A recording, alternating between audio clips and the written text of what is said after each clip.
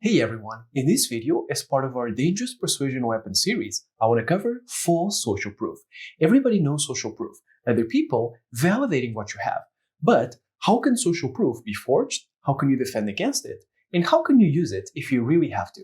That's what we're going to cover. All of us probably know why social proof is attractive. That is, if a lot of people validate a product, a service, or just the person themselves, then they seem high value. Usually, social proof has two distinct types of effects, however. The first is to create scarcity, and the second is to disengage critical thinking. The first is scarcity. That is, if a lot of people are chasing the same product, the same person, or whatever it is, there is the illusion that there may not be enough for everyone. And this may be real, or it may be fabricated scarcity. So it gets the person to chase, or it gets them more desperate. They lose negotiating power in any circumstance because a lot of people are going after the same thing. The second type of effect, however, is more dangerous in my opinion, and that is, it disengages critical thinking in the person. By this I mean the following. If a lot of people have already validated someone, then you may be tempted not to ask questions or to not scrutinize the person because you have the idea that they have already passed the test. That is, someone else has already asked those questions or somebody else has already put them to the test and they have passed the test. So this causes the person not actually asking any questions or not standing up for themselves. They blindly accept whatever it is that this product or person claims in terms of benefits or in terms of features. So this is the effect that is caused on the person that is seeking something with social proof. But now the key here is, social proof doesn't need to be real, because as long as false social proof is convincing enough, and the person doesn't have the courage to doubt it, then the effect that is created in their mind is exactly the same. They're going to not criticize the thing, and they're going to chase after it. Usually, if someone is using false social proof, there are usually three main types of techniques that they can use: overgeneralization, weaving, and tangential social proof. I'll explain each one of these, but overgeneralization is taking anecdotes or proof that is not general enough and claiming that it's general for everybody. Then weaving is taking a set of experts or of people that already have experience and then introducing someone with no experience in the middle of them, because that creates the illusion they belong in the group. And finally, tangential social proof is about validating something which is not this value proposition, but which is associated with it. And because of it, you think that this thing is validated as well. So starting with overgeneralization, what usually happens is that either the person has anecdotal evidence, or maybe a product or a person has been validated by a very small subset of people. But what they do is they draw a premature conclusion. It's small sample bias at its best.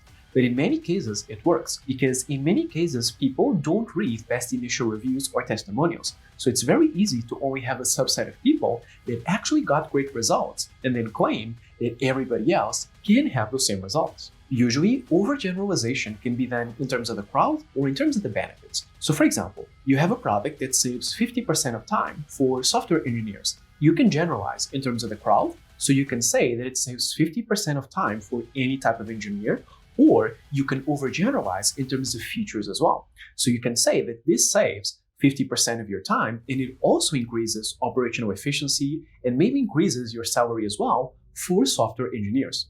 So you can go the way of adding more features or adding more people. In a way, it's almost like you can overgeneralize horizontally or vertically. And in some cases, people actually do both. So you may have a product that saves 50% of time for software engineers, and then someone claims that it saves 90% of time for any person on the face of the earth. The second type of technique is one that I personally detest, and it's something that I call weaving. And weaving is the following. You take a set of experts, usually, and then you insert yourself in that same set of experts, and you pretend to be one as well. This is usually done with authors or with podcast series, for example. So the way that I could use it, for example, would be I could decide tomorrow to interview the top 10 persuasion experts on the face of this earth: Robert Cialdini, Chris Voss, and so on. But then I would insert myself in those 10 experts, and maybe I would launch a book or a blog post saying, hey, here are the opinions of the top 10 persuasion experts in the world: Chris Voss, Robert Cialdini, myself, and so on. So in a way, weaving is a way for someone who is not in a league to insert themselves in a league. So what happens is, by being the interviewer or the curator and associating themselves with figures of authority, a lot of people on the outside are not going to notice that they're just a curator. So they mistake them for one of the actual experts. It's important to notice that you can also interview experts without doing weaving. So for example, one of the most famous people in this area is Tim Ferriss. He interviewed masters in all areas of life, but he always explicitly says, I'm just a curator and I am just passing on knowledge from someone else. I am not pretending to be an expert in this area. So whenever you are at an event or when you see a podcast series and so on, you will probably see that the curator may be misrepresenting themselves to pretend to be an expert in an area where there already are other experts. It's something that is very easy to do and it's very subtle because a lot of people on the outside who don't know who the experts are, they just see all of these personalities and assume that they're all at the same level. The third type of technique is tangential social proof. And as the name says, this is an occasion where the thing itself or the person is not validated, but something connected to them is validated. The easiest example and the most obvious example are book endorsements where the actual book is not endorsed.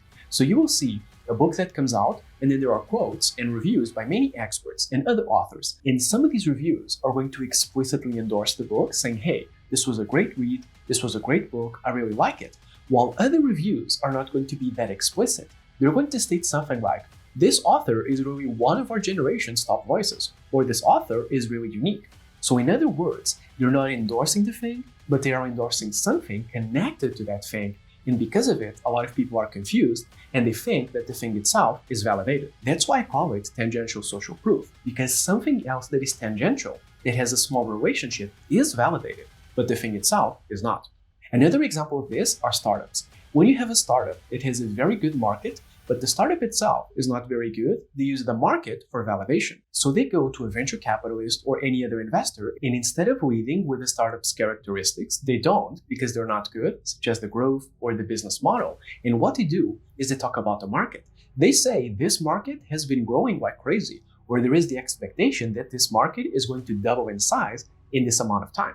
So what happens is, because the startup itself is not validated, they use the market that the startup is in to validate themselves. So you may ask, if there are so many ways to forge social proof, how do we actually defend against it? And there is only one technique, but it's a very effective one, which is you have to scrutinize the social proof. That is, you kind of have to consider the product or the person guilty until proven innocent. Unless the person proves that these results can be attained by anybody in this group, you have to assume that nobody gets results. It's very easy to forge social proof, and it's very easy to lie about someone's characteristics. And what's going to happen is that any high performer is going to be willing to show you the results and the process behind them for many successful cases. But what happens is people that don't have results are going to try to hide. So for example, if you ask a marketing consultant, can you tell me more about your results? A good marketing consultant is going to show you testimonials. They're going to talk about the position of the person and the job that they're doing and the results that they've obtained.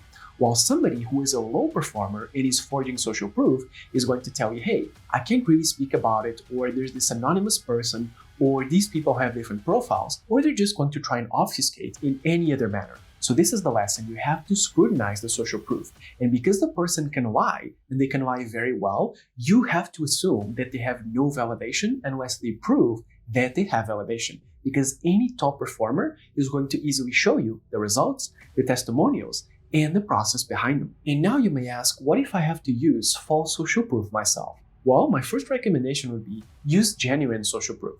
Because if you don't have validation, you can be very easily caught in a lie, and you don't want that. But here's the thing, even if you have to embellish the current social proof in a way, there is a spectrum here.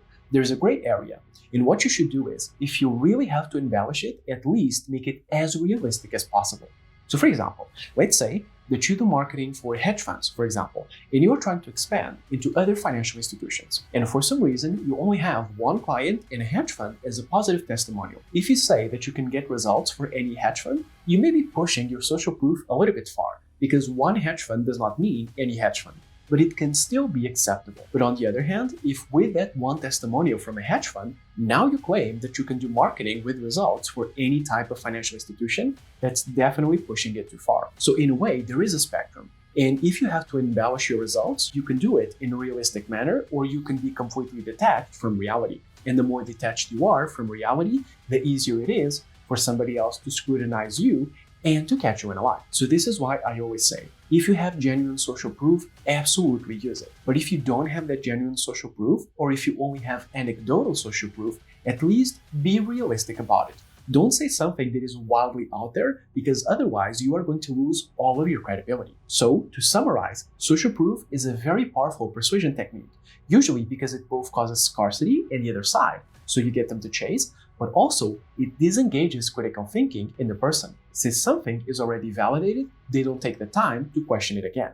Usually, you can use it in 1 to 3 techniques. You can either generalize your current results, so you overgeneralize them and you claim that they work for more people or that they do more things than they actually do. You can weave yourself into a panel of experts, so you are pretending to belong to a league that you don't belong to yet. Or you can use tangential social proof. That is, something close to you is validated and you're not. So you pretend to be validated because that thing that is close to you is validated itself. The best way to defend against false social proof is always to scrutinize. And because people can pretend very well and they can lie very well, it's crucial that you consider them guilty until they're proven innocent. Unless they can prove that they can get results, assume that they get no results. And again, if you must use it yourself, always choose to use genuine social proof. Or if you only have anecdotal evidence or a small sample, if you really must embellish it, make it realistic. Make realistic claims or hypotheses, and don't just get out of touch with reality and claim something wild, because otherwise you're going to be caught very easily.